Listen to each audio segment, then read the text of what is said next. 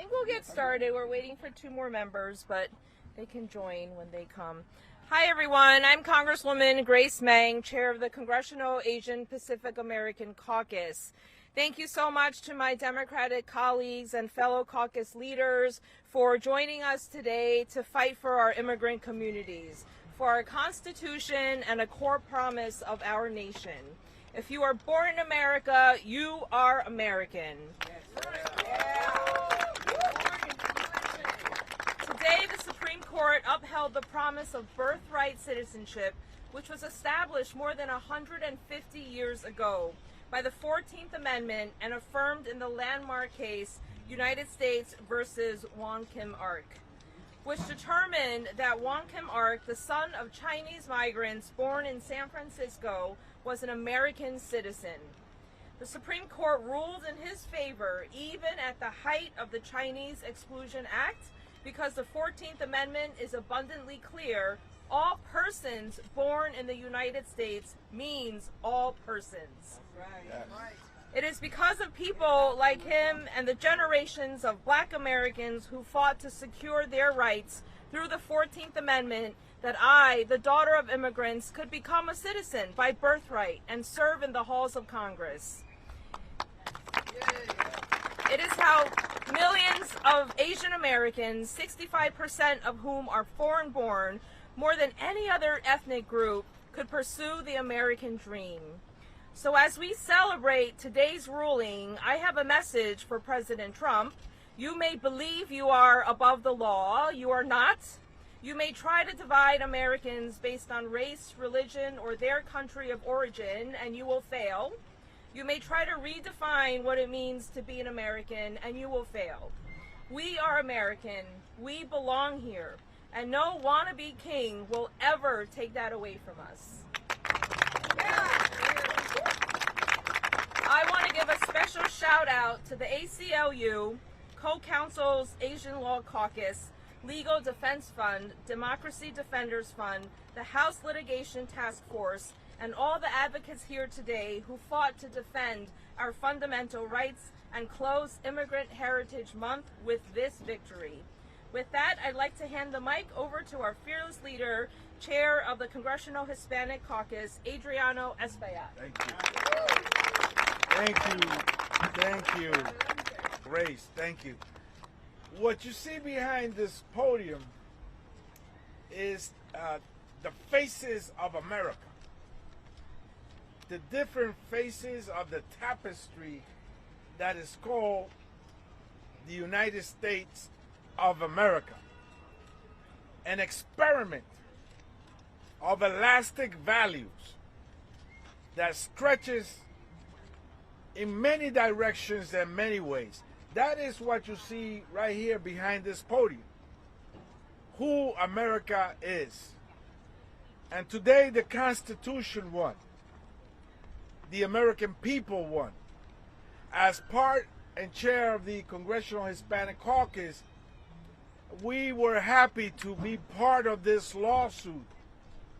As friends of the court, we came in to make our statement felt in the highest court of the land. An unequivocal statement, an American statement, that we will not be held to a different standard, that our children that are born here are U.S. born children, irregardless of our status, and that we belong and we deserve to have all the rights and privileges extended to all Americans by the U.S. Constitution. Trump tried to erase one of our nation's clearest constitutional guarantee, and he failed. We won, and he failed. We're right, and he's wrong. Birthright citizenship is protected, is shielded by the 14th Amendment and by the sacred document called the Constitution. No president has the power, to decide who an American is. The Constitution states it, and it does it in a very transparent and clear way. As MAGA extremists push a dangerous and divisive vision rooted in fear and exclusion, the Congressional Hispanic Caucus stands united to defend our Constitution, everybody's Constitution, your Constitution, yours and yours, all of us. We are the owners of that document, the Constitution, an elastic document that will stretch to include everybody. And so we will continue to stand united to defend that document, protect our freedoms, and fight for America, for every child, so that every child has the opportunity to achieve the American dream. Hoy ganó la Constitución y ganó el pueblo americano. Donald Trump intentó de eliminar una de las garantías más sagradas, más importantes de nuestra Constitución y fue derrotado, fracasó. La ciudadanía por nacimiento es protegida por la 14 enmienda de la Constitución y ningún presidente tiene el derecho a eliminar esa gran garantía para todos nuestros hijos. Mientras los extremistas de MAGA impulsaron una agenda basada en el miedo, el caucus hispano se lanzó adelante de nuevo y a través de un litigio se unió a esta acción legal como amigos de la Corte para que este fallo fuera hoy un éxito. Le doy la gracia a los miembros del caucus. Yo creo que de muchas maneras nosotros le hemos enseñado a este pueblo, a esta ciudad, cómo pelear a favor de los emigrantes. Porque nosotros somos emigrantes también y nunca vamos a olvidar eso. Gracias. With that, I introduce Congressman Troy Carter.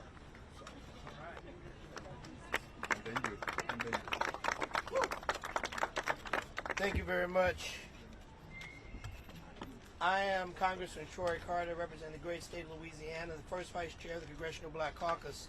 I want to thank my colleagues in the House Democratic Caucus for their presence and their leadership here today, for the congressional team of caucuses that you see here today, standing in unison, recognizing the importance of this day and this victory. The 14th Amendment was written into the Constitution during Reconstruction to ensure that no one could deny or question the citizenship of formerly enslaved Americans because of their race.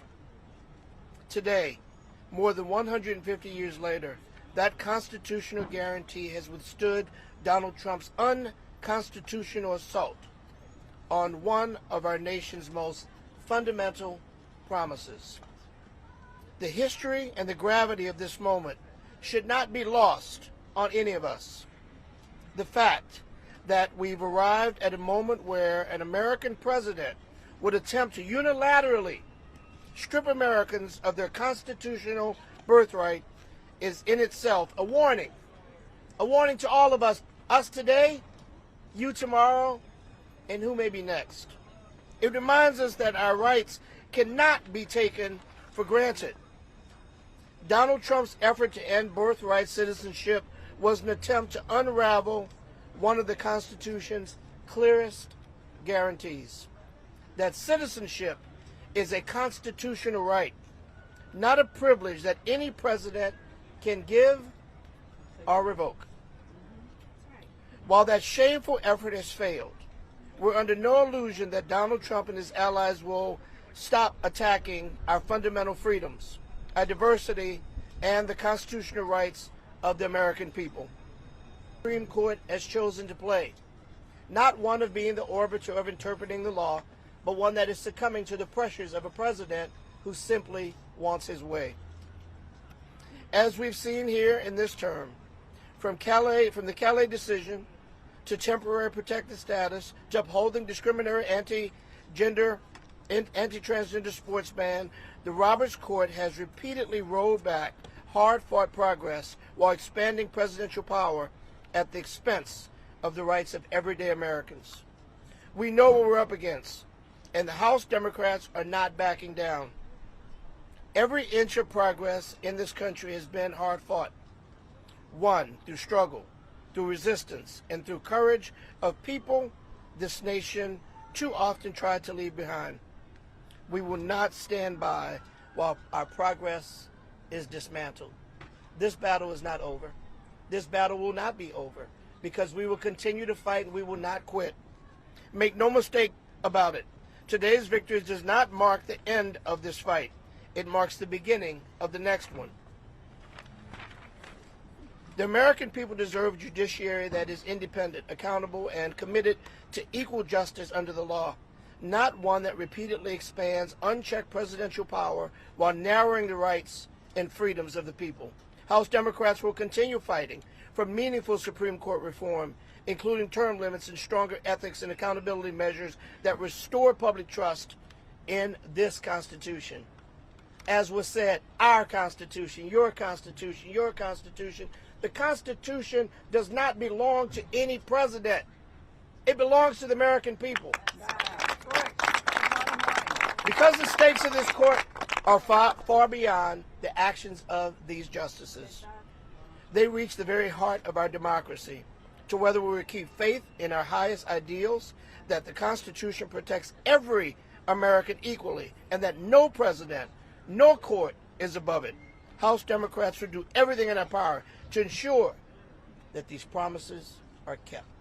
Next, I will bring to the podium the chairman of the Hispanic Caucus, of the Progressive Caucus, Greg Casar.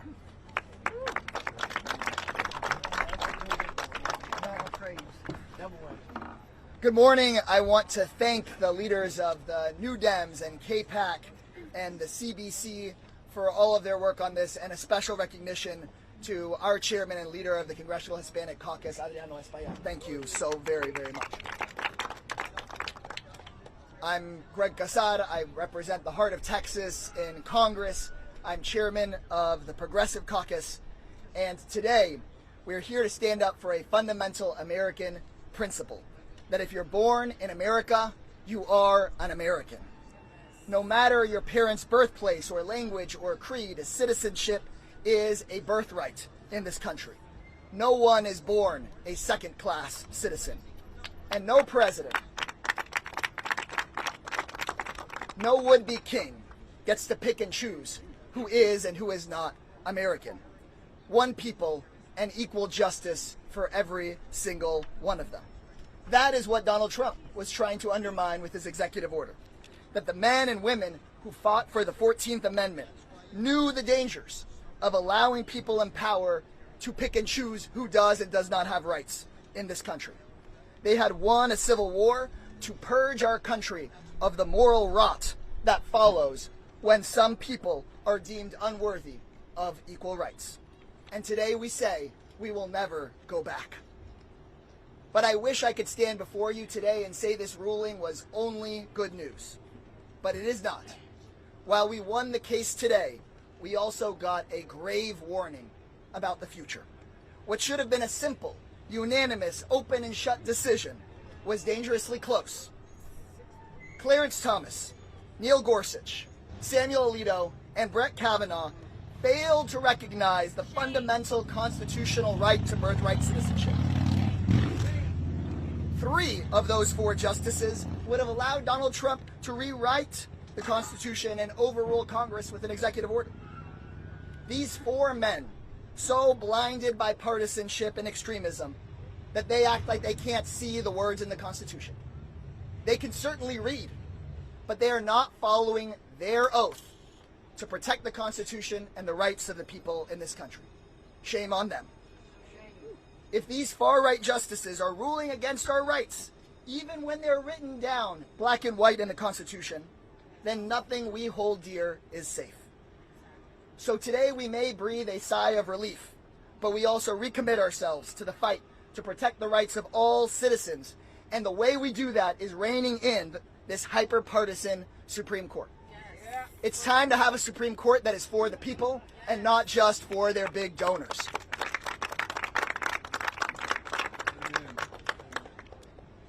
And with that, I am proud to call up my friend, a great ally on this work from the New Democratic Coalition, Congressman Derek Tran.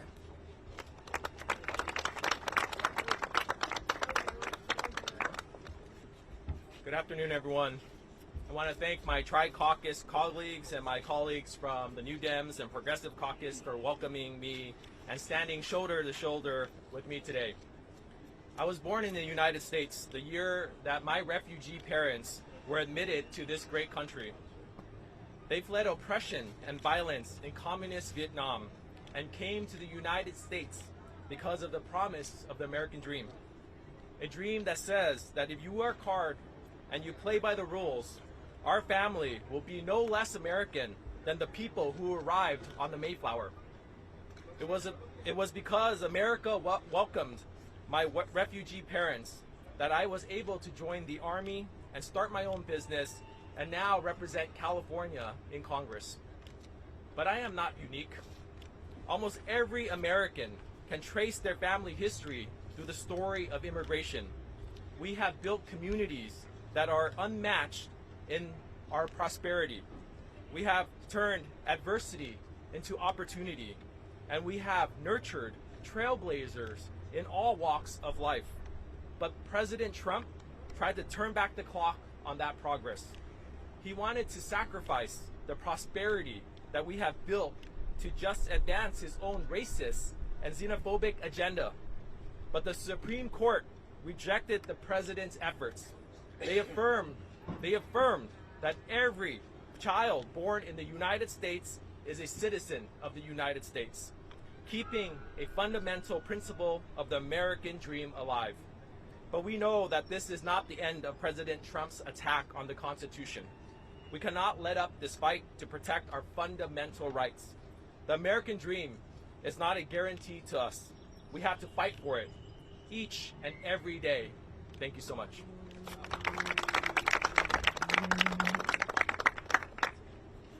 That concludes our press conference. I know they've called votes, but does anyone have any questions? Thank you for coming.